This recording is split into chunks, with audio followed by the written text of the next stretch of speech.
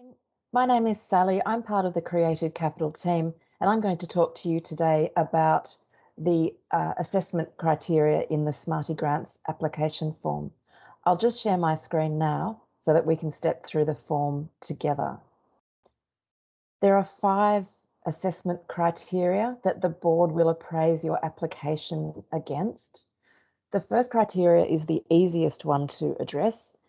It is the which priority activity is your project. So you can see that you can tick the boxes on the left-hand side there.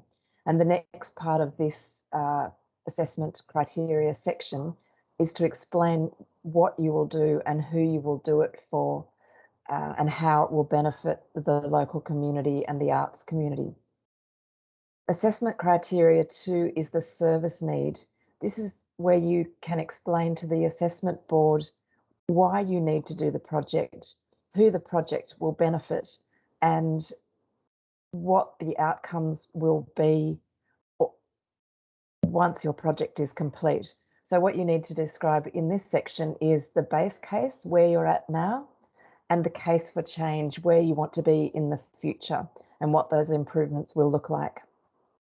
You also need to demonstrate in here that you've explored other options. So, for example, if you're purchasing a piano, you'll need to have explored which is the most appropriate piano for your space. If, for example, you're looking to renovate an existing building, you'll need to show that you've looked at different ways to deliver the renovation. Yes. Assessment criteria 3 is called value for money, and it's basically the project budget, and it's where you demonstrate that your budget is sound and that your project will be viable into the future. So this section is a very important section because it's here that you can demonstrate to the assessment board that you have a sound, logical budget that balances and that you have a mandatory co-contribution in the form in different forms for the different tiers, which are listed out in the guidelines. Co-contribution should be maximised, and co-contribution cannot be solely from other New South Wales government sources. So in this section, you need to demonstrate your income from this grant and other grants, and any in-kind input that you will have for the life of the project. And then you need to list out in as much detail as is appropriate for your project where you're spending the money. So if you are purchasing a piano, your budget expenditure section will be very brief. If you're renovating a large existing building, then you'll need to list out your expenditure items in more detail, and you're encouraged to not roll up too many expenditure items into one line because it makes the board less clear on what exactly you're proposing to spend the creative capital funds on. The budget tables auto sum and auto populate, and they have to balance in order for you to progress through the form. So try to be very precise.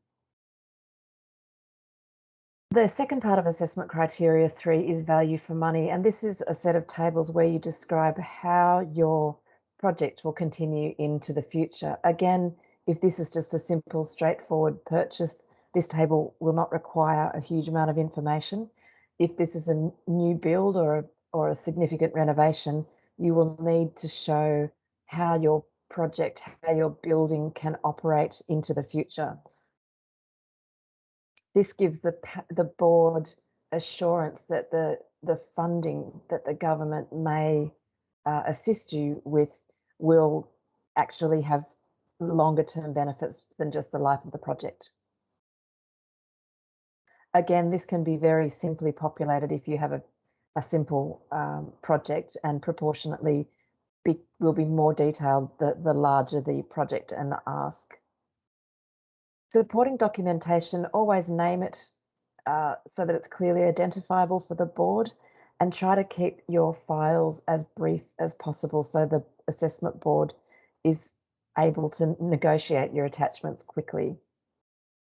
Capacity to deliver is where you demonstrate that your organisation has the capacity to deliver the project and manage the project into the longer term.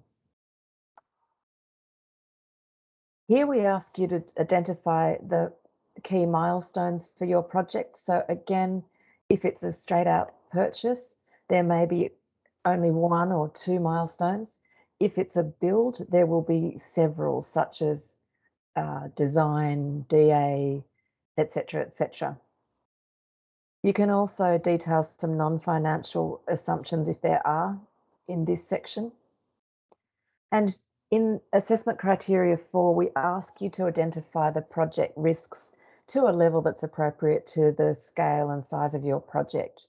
So here this section is for you as much as it is for the board. Here we need to know that which risks may occur and how they can be mitigated for your organisation and for your project to be realised successfully.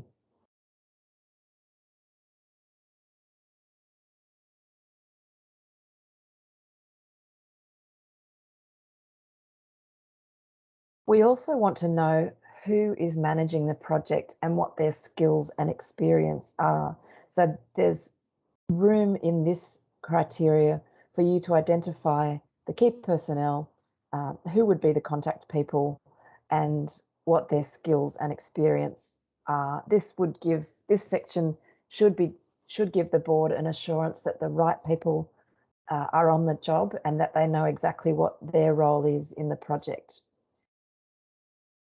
Assessment criterion number 5 is about your community. So this is the final criterion, but it's not all criteria are weighted equally. Here we want you to identify the type of benefits your project will deliver and who will benefit from your project. So here we want to know who your key stakeholders are, who the recipients of the benefits are, and also specifically who in your community supports this project. And the letters of support should be specific to this project, not generalist to your organisation. And you can upload them in this section, and please make sure that you identify each document clearly for the assessment board's panel.